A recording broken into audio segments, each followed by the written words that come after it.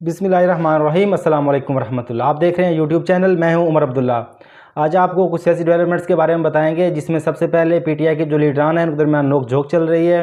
अलीमा खान साहबा जो हैं वो कुछ कह रही हैं और शेर अफजल मरवत साहब कुछ कह रहे हैं। तो अलीमा खान साहबा ने शेर अफजल मरवत को झूठा करार दे दिया है।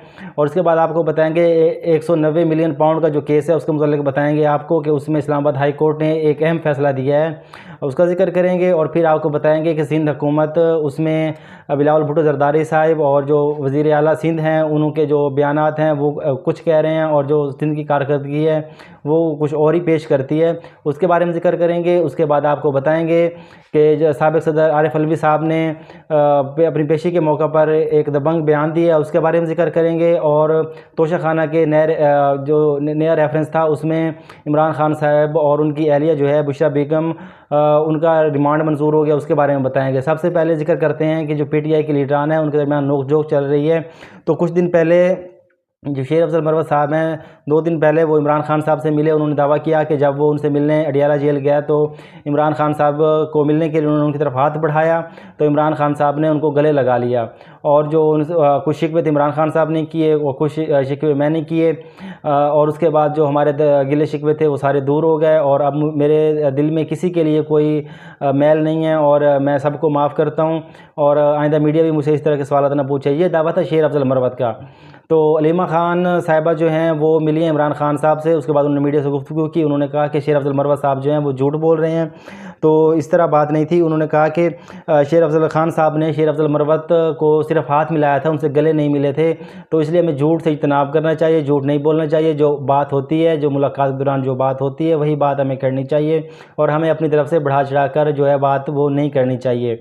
और इसके साथ उन्होंने ये कहा कि जो 22 अगस्त का जो जलसा है पीटीआई का वो तो पहले अनाउंस किया गया था, तो शेर अफजल मरवत साहब किस तरह उसको लीड कर सकते हैं। शेर अफजल मरवत साहब भी पार्टी के एक दूसरे जो लीडर हैं उनकी तरह ही हैं, तो सबको मिलजुल कर रहना चाहिए और झूठ से इज्तनाब करना चाहिए। तो इससे लगता है कि शेर अफजल मरवत साहब जो हैं उनकी पार्टी में अभी तक वैसी वो जगह नहीं बनी जो उनकी पहले थी, और उनको बार बार जो है वो उनको जो बयानात हैं उनको झुठलाया जा रहा है और उनकी थोड़ी सी नफ़ी की जा रही है। तो इस तरह लगता है कि पीटीआई के जो लीडरान हैं उनके आपस में भी कुछ नोक झोंक चल रही है। और अलीमा खान साहबा ने ये भी कहा कि हमें एक दूसरे के ऊपर बढ़तनी नहीं लेनी चाहिए, सबको मिलजुल कर और पार्टी के मफाद के लिए काम करना चाहिए, और इमरान खान की आज़ादी के लिए, ना कि अपनी ज़ाती जो है मशहूरी करनी चाहिए।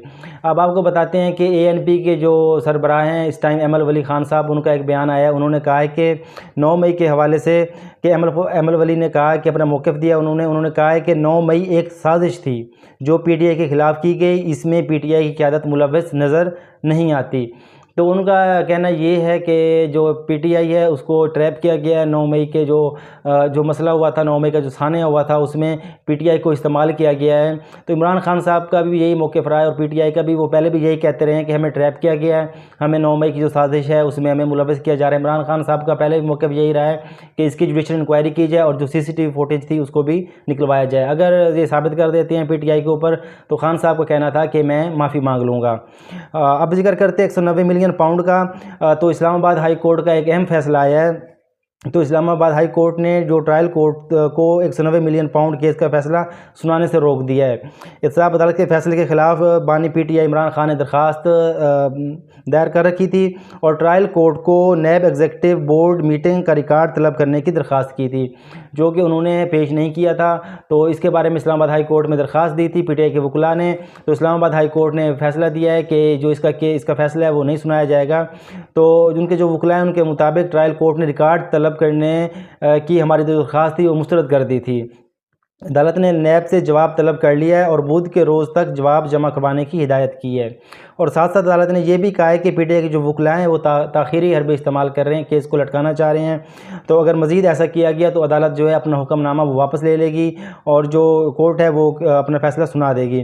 तो ये रिमार्क्स दिए जस्टिस मियाँ हसन गुल औरंगज़ेब साहब ने। उन्होंने जो पीटीआई के वकील हैं सुलेमान सफदर साहब, उनको भी इस चीज़ से आगाह कर दिया कि आप ताख़ीरी हरबे इस्तेमाल ना करें, और जो आपके जो हैं ये जो शवाहिद आपको नहीं मिले थे, जो उनकी मीटिंग हुई थी ट्रायल कोर्ट के जो नैब एग्जेक्टिव जो थी उसकी जो मीटिंग हुई थी, तो उसके जो शायद आपको नहीं मिले, तो उसके बारे में हम ये हुक्मनामा जारी कर रहे हैं। अगर आपने ताख़ीरी हरबे इस्तेमाल करने हैं तो हम फिर अपना हुक्मनामा वापस ले लेंगे। तो ये जो केस था, ये जो कि मीटिंग हुई थी 2020 में, तो इसमें पहले भी ये केस बना था और ये केस नैब ने ख़त्म कर दिया था। मतलब इस केस में जान नहीं है। अब दोबारा उसको इमरान खान साहब से बदला लेने के लिए या उनको मेंटली टॉर्चर करने के लिए दोबारा ये केस बनाया गया और दोबारा उनके ऊपर ये सज़ाएँ भी उनको दिलवाई गई हैं।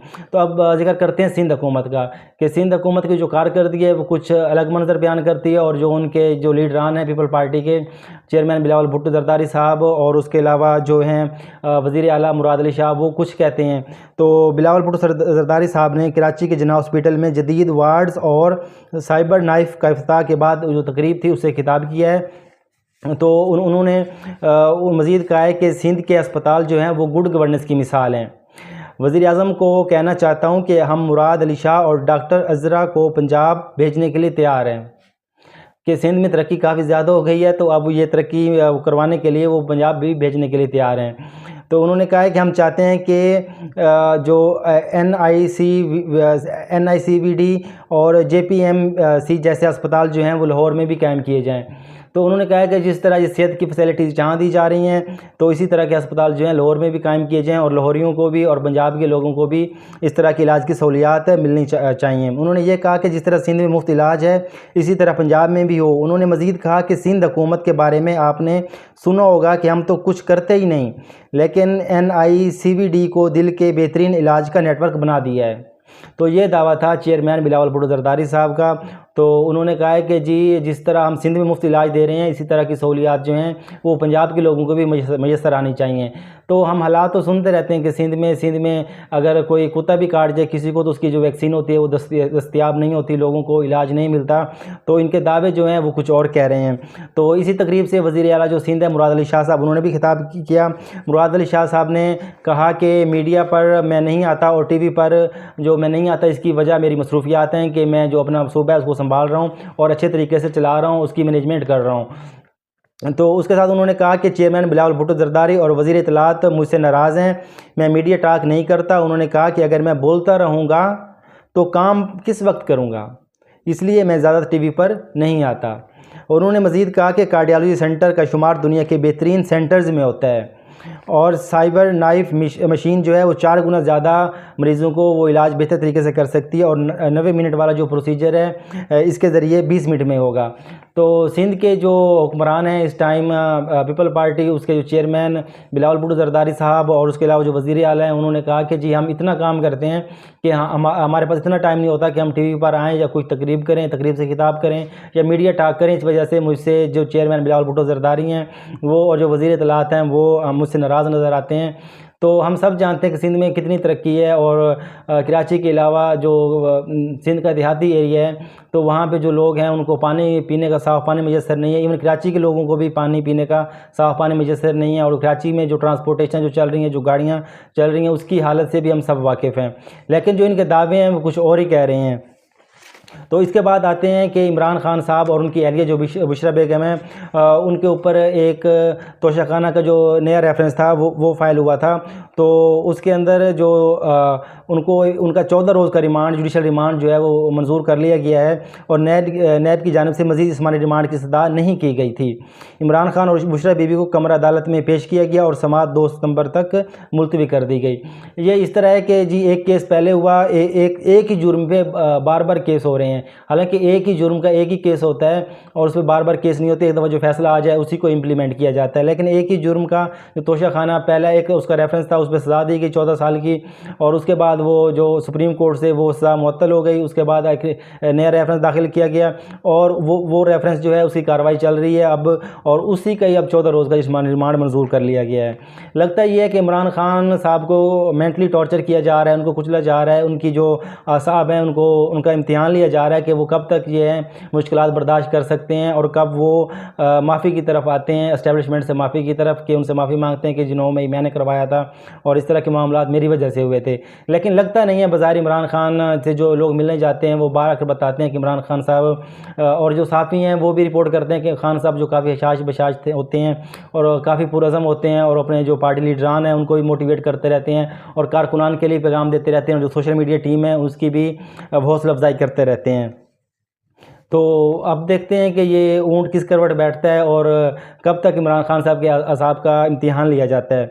अब जिक्र करते हैं कि साबिक़ सदर जो आरिफ अलवी साहब हैं, वो आज इस्लामाबाद हाई कोर्ट में पेश हुए और वहाँ उन्होंने साफ़ी से गुफ्तगू की, और उन्होंने उस गुफ्तगू में कहा कि मुझ पर आर्टिकल 6 लगाना चाहते हैं तो ये ख्वाहिश भी पूरी कर लें। आर्टिकल 6 क्या होता है? ज़िंदगी और मौत का फ़ैसला खुदा ने करना है। मैं यहीं हूँ, मैं 1500 मुकदमात मेरे ऊपर चला चुके हैं, मज़ीद भी बना दें और कोशिश करें, और मैं पाकिस्तान में हूँ और यहीं रहूँगा। हमेशा वीडियो ऑडियो लीक्स और रिकॉर्डिंग्स की मुखालफत की, किसी को मेरी निजी गुफ्तगू सुनने का कोई हक़ नहीं होना चाहिए। इंशाअल्लाह पीटीआई के जो चेयरमैन है वो जल्द रिहा होंगे। तो जो यहाँ से इस बयान से लगता है कि जो साबिक़ सदर आरिफ अलवी साहब हैं वो डट के खड़े हैं अपने मौक़िफ़ पे, और वो पीछे हटने वाले नहीं हैं, और वो पीटीआई के साथ वो भरपूर तरीके से खड़े हैं, और वो साथ इमरान खान साहब का ये भी कह रहे हैं कि वो भी जल्द रिहा हो जाएंगे। तो हम दुआ करते हैं कि जो भी हो वो पाकिस्तान के लिए बेहतर हो, और जो हमारा मुल्क है वो खुशहाल हो, और उसके अंदर जो बेरोज़गारी है, जो महंगाई का सैलाब आया हुआ है वो ख़त्म हो, और जो आम इंसान की ज़िंदगी है वो जीरन बनी हुई है तो इसके अंदर कुछ बेहतरी है, और जो लोगों की ज़िंदगी है वो कुछ आसान हो। तो इसके साथ ही मुझे दी इजाज़त। पाकिस्तान ज़िंदाबाद।